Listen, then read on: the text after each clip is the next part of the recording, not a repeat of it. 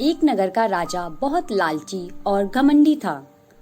वो था तो बहुत अमीर, मगर उसका लालच कभी खत्म नहीं होता। उसे सुंदर और आकर्षक चीजें खरीदने का बहुत शौक था। उसने दुनिया भर घूम के कई कीमती और अनमोल चीजें जमा कर रखी थी। वहीं दूसरी तरफ उसकी प्रजा बुरे हाल में थी। अपने शौक पूरे करने के लिए राजा प्रजा से अधिक कर वसूलता और कर ना देने पर भारी जुर्माना लगाता। नगर के लोगों ने कई बार राजा से प्रार्थना की। राजा के मंत्रियों ने भी उसे समझाया, मगर राजा की आंखें हमेशा लालच के पर्दे से ढकी रहती और गरीब नगर वासियों का दुख अनदेखा कर देती। एक दिन राजा के पास खबर आई, एक दूर किसी नगर के राजा ने मिलने की इच्छा जताई है।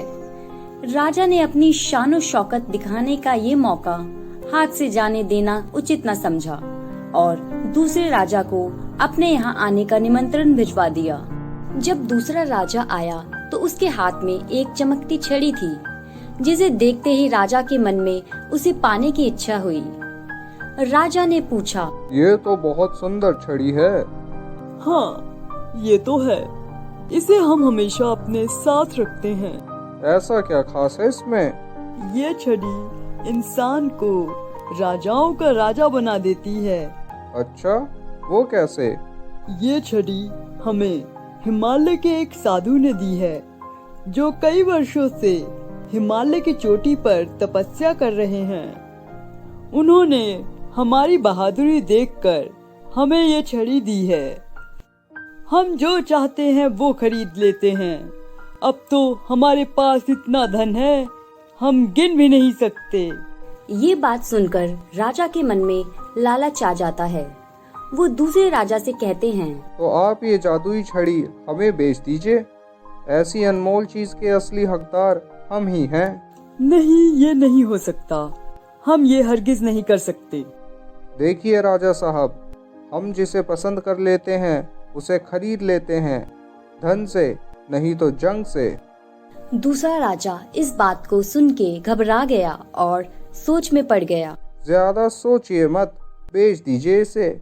हम तो ये सोच रहे थे, क्या आप इसकी कीमत दे पाएंगे? राजा इस बात को सुन के सकपका गया और बोला, ये सोचा भी कैसे आपने? माना आपके पास बहुत धन है, मगर हम भी कुछ कम नहीं।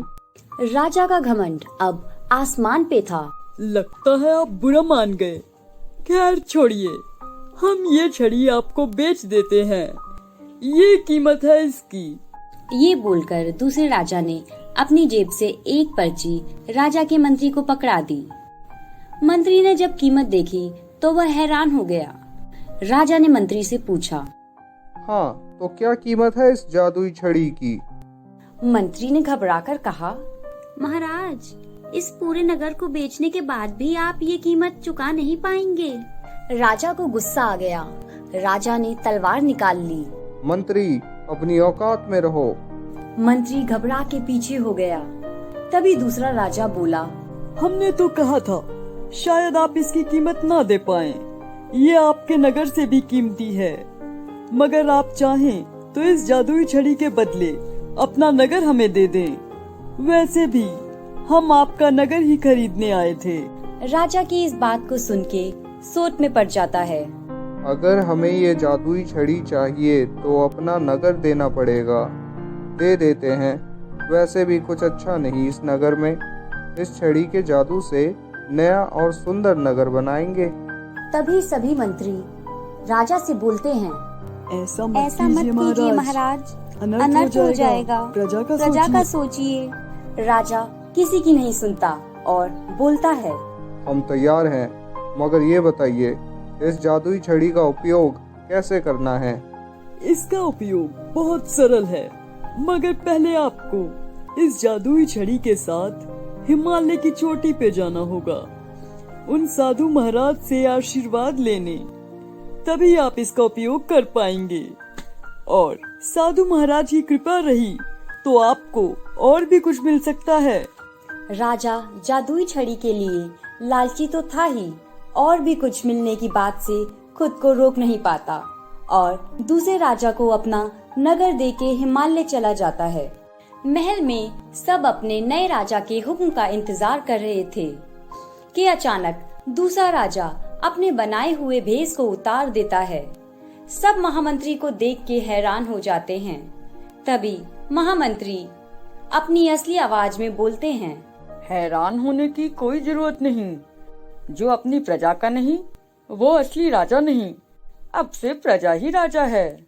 ये सुनकर सब में खुशी की लहर दौड़ उठती है और सब मिलकर महामंत्री को धन्यवाद देने लगे। कुछ ही दिनों में नगर में अच्छे बदलाव नजर आए। कर भी ना के बराबर हो गया। नगरवासी अब खुशी की जिंदगी जीने लगे और अपने आप को इतना मजबूत कर लिया कि फिर कोई राजा उन्हें सता ना सके। दूसरी तरफ राजा, जो अब राजा नहीं था, हिमालय चढ़ने की कोशिश में ही जिंदगी बिता देता है। दोस्तों, ये कहानी कैसी लगी आपको कमेंट्स में जरूर बताएं। वीडियो को लाइक और शेयर करें। एक शहर में रोहन नाम का व्यक्ति अपनी पत्नी के साथ रहता था। रोहन लालची और कंजूस स्वभाव का था। वो कई व्यापार कर चुका था, मगर सब में उसका घाटा हो जाता और काम जम नहीं पाता। वो लालच के चलते हर सामान का दाम अधिक बताता, जिससे उसके ग्राहक टूट जाते। एक दिन नीतू की पड़ोसन नीतू को बताती है, तुम अपने पति को स्वामी जी के पास क्यों नहीं भेजती हो? उन्होंने बहुत से दुखियारों का भला किया है। आज जब वो आएंगे तो मैं बोलूंगी उनको। शाम को जब रोहन घर आया तो उसकी पत्नी ने उसे स्वामी जी के बारे में बताया और उनके पास जाने का सुझाव दिया। अपनी बीवी के कहने पर वो स्वामी जी के दर्शन के लिए चला गया। स्वामी जी जंगल में रहते थे। रोहन जंगल में जाता है और स्वामी जी को ढूंढने लगता है। रोहन को एक पेड़ के नीचे स्वामी जी तपस्या करते दिखाई देते हैं। वो उनके पास जाके बैठ जाता है। जब स्वामी जी अपनी समाधि से निकल के आंखें खोलते हैं तो रोहन उन्हें प्रणाम करता है। प्रणाम स्वामी जी। तुम कौन हो बच्चा? मैं रोहन हूँ, शहर से आपके दर्शन लेने आया हूँ। बोल बच्चा, तेरी क्या समस्या है? मैं जो भी व्यापार करता हूँ ठप हो जाता है। अब तो ये हाल है कि जल्दी सब कुछ बेच के गांव जाना पड़ेगा। बच्चा, तू कोई भी व्यापार अगर मन में लालच और ईर्ष्या रख कर करेगा तो कभी सफल नहीं होगा। फिर स्वामी जी उसे समझाते हैं कि हमें यह जीवन लोगों की भलाई के लिए मिला है। अगर हम इस जीवन को ईर्ष्या और लोभ से भर देंगे तो कभी सफल नहीं हो पाएंगे। मैं आपकी बात समझ गया स्वामी जी। अब मैं कभी लालच नहीं करूँगा। तू समझदार बालक है। ये ले मुर्गी। तथास्तु।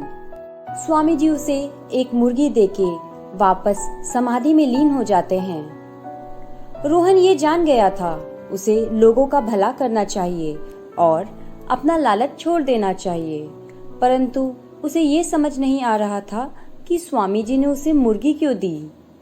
वो घर आता है और अपनी बीवी को सारी बात बताता है। ये लो मुर्गी।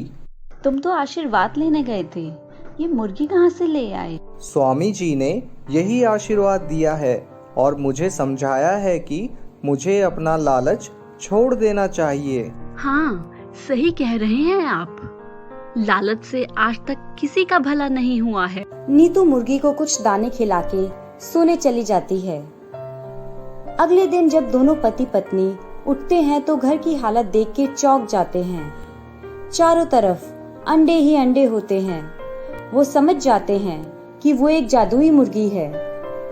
दोनों पति पत्नी सारे अंडे उठाते हैं और गिनना शुरू करते हैं। अरे वाह, इतने सारे अंडे! इससे हम ऑमलेट का व्यापार शुरू करेंगे। बिल्कुल, वो भी बिना लालच किए। दोनों पति पत्नी मिलके ऑमलेट का व्यापार शुरू करते हैं और बहुत कम दाम पर लोगों को ऑमलेट खिलाते हैं और जो अंडे बच जाते हैं उससे ऑमलेट बना के गरीब लोगों को मुफ्त भोजन कराते हैं। दोस्तों, ये कहानी कैसी लगी आपको कमेंट्स में जरूर बताएं। वीडियो को लाइक और शेयर करें।